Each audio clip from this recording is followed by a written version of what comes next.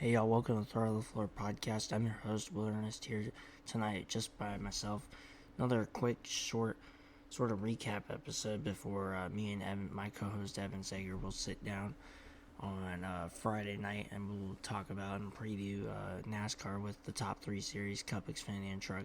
They'll all have their championship weekend, and we'll also preview NHRA with their return.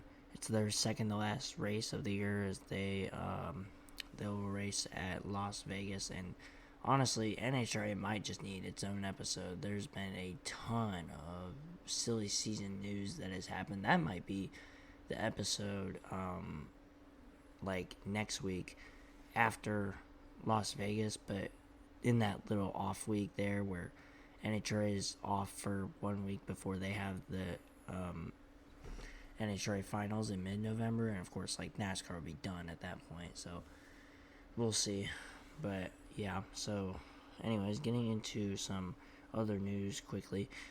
Some more NASCAR lawsuit news. Judge Kenneth Bell dismissed NASCAR's counterclaim against 2311 at Front Row in a ruling today on Tuesday, when this is being recorded, Tuesday, October 28th. So yeah, I know they're still trying to kind of settle the case, and I mean, they might be getting close to that, but we'll see.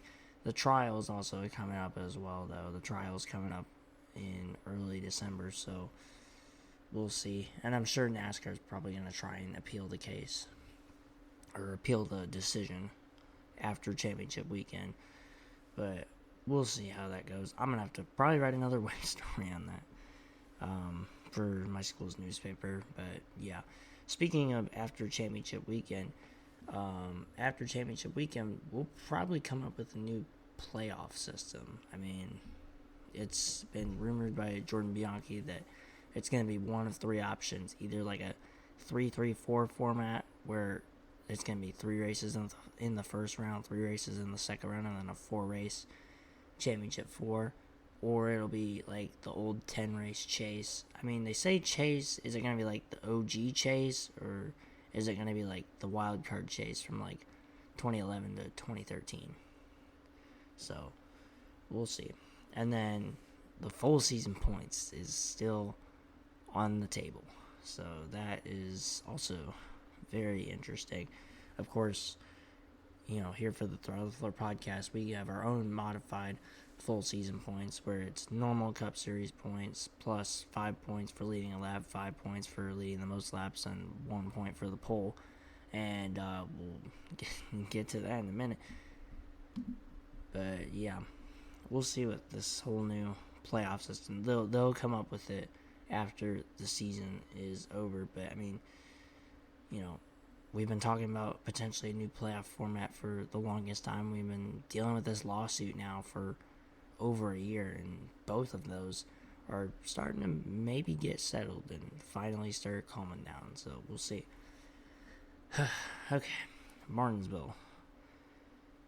Pretty much, I'm not going to say it was boring, but it was kind of uneventful. I mean, you definitely had battles, obviously, trying to get into the championship 4, but you had Byron and Blaney absolutely dominate. They combined to lead 481 of the 500 laps. That's 96% of the race.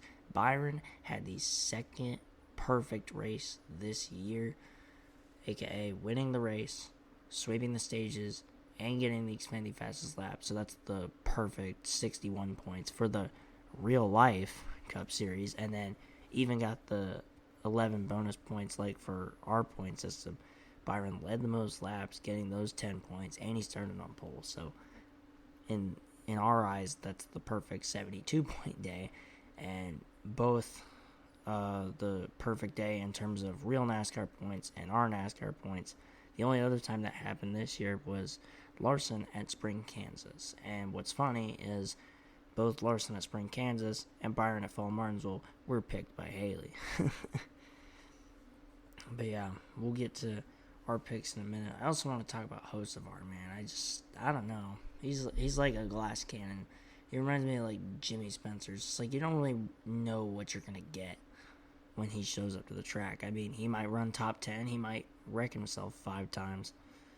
but I don't know. We'll see.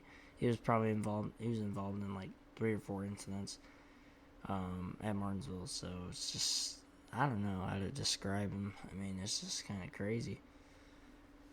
But we'll see. He's had some bright spots. He finished second at Atlanta in the spring, and he finished second at Nashville. So, yeah. Our picks for Martinsville, they were okay. I mean, I picked Bell, who finished 7th. Bell was not enough to get into the championship 4, with Byron winning from below the cut line. The last spot came down between Larson and Bell, and Larson advanced by 7 points. So, yeah. I mean, 7th is still a good day. The problem is Evan picked Logano, who finished 8th. So, I gained points, but not really all that much. And with 1 race to go, the championship's not looking too great. We'll look at points in a minute. Zach picked Ty Gibbs, who finished 12th. Mason picked Suarez, who finished 22nd. Bernardo picked Hamlin, who blew up an engine and finished 35th. Also, Briscoe had an issue and finished down in 37th. So, not really sure what's going on. I mean, Hamlin and Briscoe, of course, are fighting for a championship this weekend at Phoenix. And while Phoenix isn't Martinsville, it's still shorter. It's in the ballpark, and I don't know. I mean, could that spell trouble for Hamlin and/or Briscoe? We'll see. This has been a very 2019-esque season for whatever reason, even though 2019 you had 3 JGR cars in the Final Four, and this year you have the 2 JGR Toyotas of Hamlin and Briscoe, and then the 2 Hendrick Chevys of Byron and Larson, but I don't really know.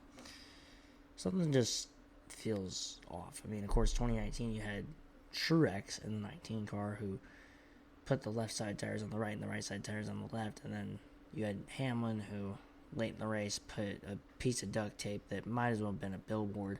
They might as well have been taping up the whole grill for like a qualifying run, because they'd smacked a piece of tape on there that covered like half the grill, and then Hamlin was overheating and spewing water. So, yeah, I don't know.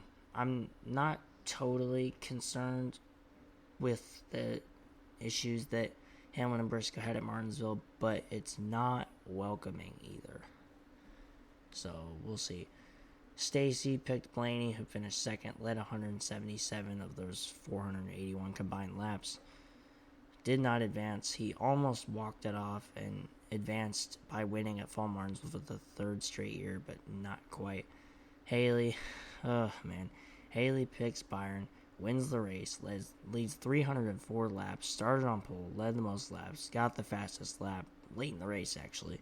It's like the 494th of the 500 laps that Byron set the fastest lap. So, but yeah, if Haley was full-time, she would have entered Martinsville with a 40-point lead, and by picking Byron, she would have ended up clinching the championship. So, kind of crazy. She didn't run the first, 6 races of the year, but she'll be full-time next year, so watch out. Yeah. Speaking of points-wise, Evan leads me by 60 points. I chopped off a whole 3 points. Whoop-de-doo. I mean, I guess at least the championship comes down to the final race, but it's not really that close. I mean, no matter what I do, if Evan finishes 24th or better at Phoenix, he will clinch the championship. With him currently only having 3 wins, and then, I have 5.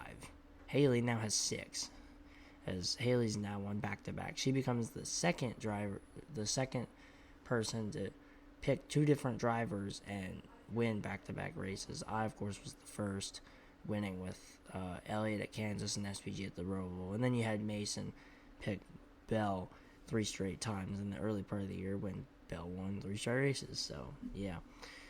But Evan leads me by 60 points, leads Haley by 160 points, who moves back into 3rd. Zach is 189 back, Mason is 269 back, and then, your part-timers.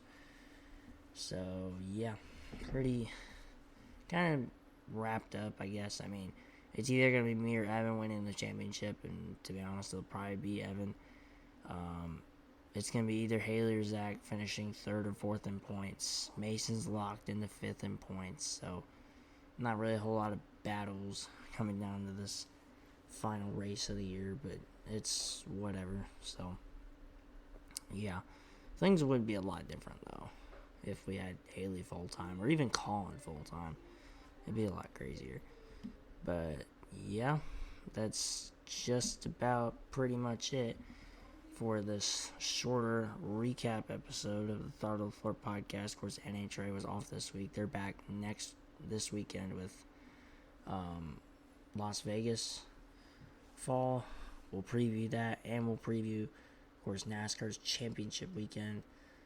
So, yeah, that's pretty much just about it for this week's, or I guess this Tuesday's, shortened recap episode of the Throttle podcast. Make sure you tune in Friday night. Special bonus episode. Make sure you tune in Friday night for special preview episode of NASCAR Championship Weekend and NHRA with the second to last race for them. Championships will obviously be won for NASCAR, and championships might even be clinched for NHRA as well. So, big weekend this weekend on tap. But yeah, that's all we got for tonight's episode of the Throttle podcast, and we'll see you all on Friday.